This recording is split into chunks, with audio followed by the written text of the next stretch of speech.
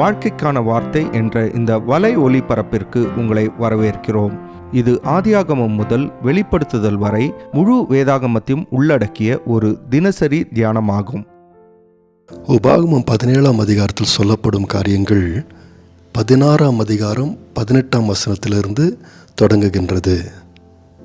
ஆகவே உபாகமம் 16ஆம் அதிகாரம் 18ஆம் வசனத்திலிருந்து நாம் வாசிக்க வேண்டும். உபாகமம் 16ஆம் அதிகாரம் 18ஆம் வசனத்தில் நாம் அந்த பகுதியில் இப்படியாக நாம் வாசிக்கின்றோம்.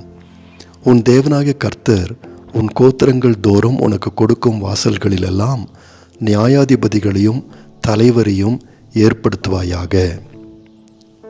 ஆண்டவர் இஸ்ரவேல் ஜனங்களுக்கு நீதி கிடைக்க வேண்டும் என்று விரும்பினார். அவர் நீதி செய்கின்ற தேவனாயிருக்கின்றார். ஆகவே ஒவ்வொரு கோத்திரத்திற்கும் நியாயாதிபதிகளையும் தலைவர்களையும் ஏற்படுத்த வேண்டும் என்று ஆண்டவர் ஒரு திட்டத்தை மோசேயின் மூலமாக இஸ்ரவேல் ஜனங்கள் கொடுக்கின்றார்.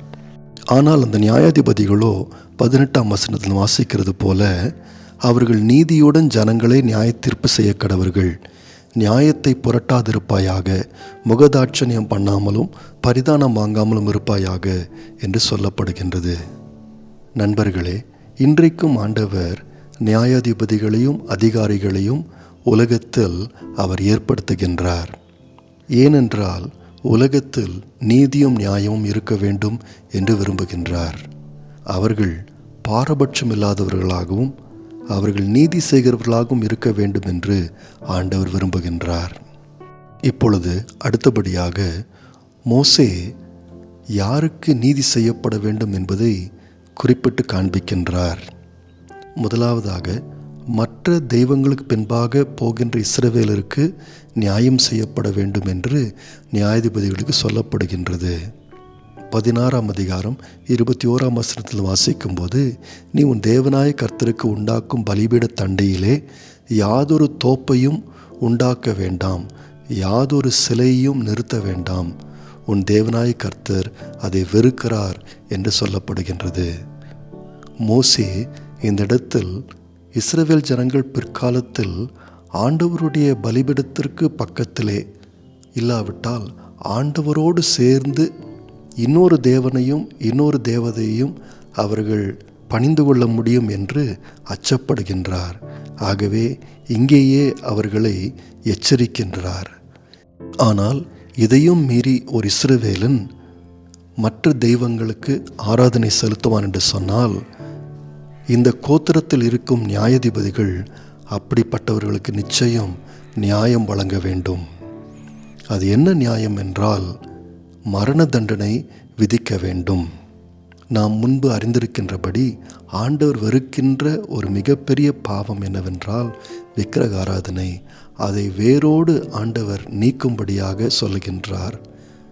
ஆனாலும் இந்த நியாயாதிபதிகள் இந்த மரண தண்டனையை எளிதாக வழங்கக்கூடாது. நாம் 17ஆம் அதிகாரம் 6ஆம் வசனத்தில் வாசிக்கிறது போல, சாவுக்கு பாத்திரமானவன் 2-3 சாட்சிகளுடைய வாக்கினால் கொலை செய்யப்பட கடவன், ஒரே சாட்சியினுடைய வாக்கினால் அவன் கொலை செய்யப்படலாகாது. அதாவது இஸ்ரவேல் ஜனங்கள் அவர்களாக யாரையும் கொலை செய்ய முடியாது. நியாயாதிபதிகள் மாத்திரமே அப்படிப்பட்ட தண்டனையை அளிக்க முடியும். அதுவும் அந்த நியாயாதிபதிகள் முதலாவது நன்கு விசாரித்து சாட்சிகளை கேட்ட பிறகுதான் இப்படிப்பட்ட முக்கியமான நியாய தீர்ப்பை அவர்கள் அளிக்க முடியும். நண்பர்களே, ஆண்டவர் நீதியை சரி கட்டுகிற தேவனாய் இருந்தாலும் நியாயத்தின்படி உண்மையின்படி உத்தமமாய் நீதி இருக்க வேண்டும் என்று ஆண்டவர் விரும்புகின்றார். இது மாத்திரமல்லாமல் சில நேரங்களில் வழக்குகளை தீர்ப்பது மிக கடினமான ஒரு காரியமாக இருக்கும் என்றால் இந்த நியாயாதிபதி அப்படிப்பட்ட கடினமான வழக்குகளை ஆசாரியனிடத்தில் கொண்டு போகலாம் என்று ஆண்டவர் சொல்லுகின்றார். தேசத்தில் இருக்கும் ஆசாரியன் அப்பொழுது ஆண்டவரிடத்தில் விசாரித்து அவன் ஒரு நியாய தீர்ப்பை கொடுப்பான். ஆனால் அப்படிப்பட்ட நியாய தீர்ப்பை கொடுத்த பிறகு இஸ்ரவேல் ஜனங்கள் அந்த நியாயாதிபதியையோ ஆசாரியனையோ அவர்கள் தட்டி கழிக்கக்கூடாது. 17ஆம் அதிகாரம் 12ஆம் வசனத்தில் வாசிக்கிறது போல, அங்கே உன் தேவனாய கர்த்தருக்கு ஆராதனை செய்யும்படி நிற்கிற ஆசாரியனுடைய சொல்லையாகிலும் நியாயாதிபதியினுடைய சொல்லையாகிலும் கேளாமல் ஒருவன் இடும்பு செய்தால் அவன் சாகக்கடவன். இப்படியே தீமையை இஸ்ரவேலிலிருந்து விலக்கக் கடவாய் என்று சொல்லப்பட்டிருக்கின்றது. 13ஆம் வசனத்தில் நாம் வாசிக்கின்றோம், அப்பொழுது ஜனங்கள் எல்லாரும் அதை கேட்டு பயந்து இனி இடும்பு செய்யாதிருப்பார்கள். நண்பர்களே, கிறிஸ்தவ விசுவாசிகளும் சமுதாயத்தில் ஏற்படுத்தப்பட்டிருக்கின்ற அதிகாரிகளையும் நியாயாதிபதிகளையும் மதிக்கின்றார்கள். அவர்களுடைய தீர்ப்புகளை கனம் பண்ணுகின்றார்கள்.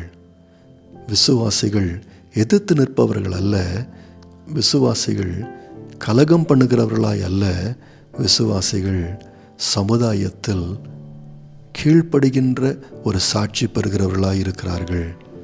அது மாத்திரமல்லாமல் 13ஆம் வசனத்தில் நாம் வாசித்தது போல, இப்படிப்பட்ட கடுமையான தீர்ப்புகள் வழங்கப்படும் போது ஜனங்கள் எல்லாரும் அதை கேட்டு பயந்து இனி அந்த குற்றத்தை செய்யாதிருப்பார்கள் என்று மோசேயின் மூலமாய் ஆண்டவர் சொல்லுகின்றார்.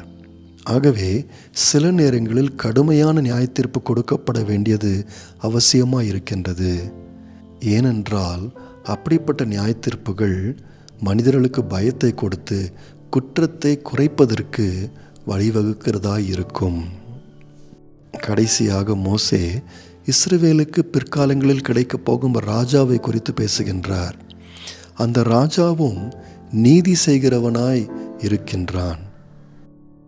எல்லா இஸ்ரவேலின் நியாயாதிபதிகளுக்கு மேலாக தலைமை வகிக்கின்ற ஒரு நியாயாதிபதியாய் அவன் இருக்கின்றான். ஆனால் அந்த ராஜாவோ அவனும் தேவனுடைய நியாய தீர்ப்புக்கு உட்பட்டவனாய் இருக்க வேண்டும் என்று ஆண்டவர் சொல்லுகின்றார். 18ஆம் 19ஆம் வசனத்தை வாசிக்கும்போது, அவன் தன் சிங்காசனத்தின் மேல் வீற்றிருக்கும்போது அவனுடைய இருதயம் அவன் சகோதரர் பேரில் மேட்டிமை கொள்ளாமலும் கற்பனையை விட்டு வலதுபுறம் இடதுபுறம் சாயாமலும் இந்த நியாயப்பிரமாணத்தின் எல்லா வார்த்தைகளையும் இந்த கட்டளைகளையும் கை கொண்டு இவைகளின்படி செய்வதற்காக தன் தேவனாகிய கர்த்தருக்கு பயந்திருக்கும்படி கற்றுக்கொள்ளும்படியாக இந்த ராஜா அவனுடைய பக்கத்தில் நியாயப்பிரமாணத்தின் நூலை அவன் ஒரு பிரதியை எழுதி தன்னிடத்தில் வைத்து கொள்ள வேண்டும் என்று ஆண்டவர் சொல்லுகின்றார். அதாவது இந்த ராஜாவும் தலைமை நியாயாதிபதியாக இருந்தாலும் அவனும் நீதியை அறிந்தவனாக நியாயத்தை செய்கிறவனாக அவனே நியாயப்பிரமாணத்திற்கு உட்பட்டவனாக இருக்க வேண்டும் என்று ஆண்டவர் சொல்லுகின்றார். இது மாத்திரமல்லாமல் 16ஆம் வசனத்திலிருந்து நான் வாசிக்கும்போது, இந்த ராஜா அதிகமான குதிரைகளையும் சம்பாதிக்கக்கூடாது, அதிகமான பெண்களை விவாகம் செய்யக்கூடாது, அது மாத்திரமல்லாமல் வெள்ளியையும் பொன்னையும் மிகுதியாக அவன் பெருக பண்ணக்கூடாது என்று பார்க்கின்றோம். அதாவது மற்ற எல்லாரை காட்டிலும் மிகவும் மேலானவன் என்று தன்னை அவன் நினைத்து கொள்ளும்படியாக அவன் தனக்கே சோதனைகளை வரவைக்கக்கூடாது என்று ஆண்டவர் சொல்லுகின்றார். அவனும் நியாயப்பிரமாணத்தை பின்பற்ற வேண்டிய ஒரு சாமானிய இஸ்ரவேலனைப் போல இருக்க வேண்டும் என்று ஆண்டவர் சொல்லுகின்றார். நண்பர்களே, நம்முடைய தேவன் நீதியையும் நியாயத்தையும் விரும்புகிற தேவனாய் இருக்கின்றார். நாம் ஒருவேளை இன்றைக்கு ராஜாக்களாய் இல்லாமல் இருக்கலாம், ஆனால் ஏதோ ஒரு விதத்தில் சற்று குறைவாக கூட நாம் சில அதிகாரங்களை நம் கைகளில் நாம் வைத்திருக்கின்றோம். ஒரு விசுவாசியானவர் நீதியும் நியாயத்தையும் விரும்புகிறவராய் இருக்கின்றார். தனக்கு உட்பட்டிருக்கின்ற மக்களாயிருந்தாலும் சில காரியங்களாயிருந்தாலும் தனக்கு கீழாக உட்பட்டிருக்கின்ற மனிதர்களாயிருந்தாலும் பொறுப்புகளாயிருந்தாலும் அவைகள் எல்லாவற்றிலும் நீதியும் நியாயத்தையும் செய்கின்ற சாட்சியுள்ள ஒரு வாழ்க்கை வாழுகின்றார். நேயர்களே, இந்நிகழ்ச்சியை கேட்டதற்காய் நன்றி. மீண்டும் ஒரு புதிய அத்தியாயத்துடன் வாழ்க்கைக்கான வார்த்தையில் நாளை சந்திப்போம்.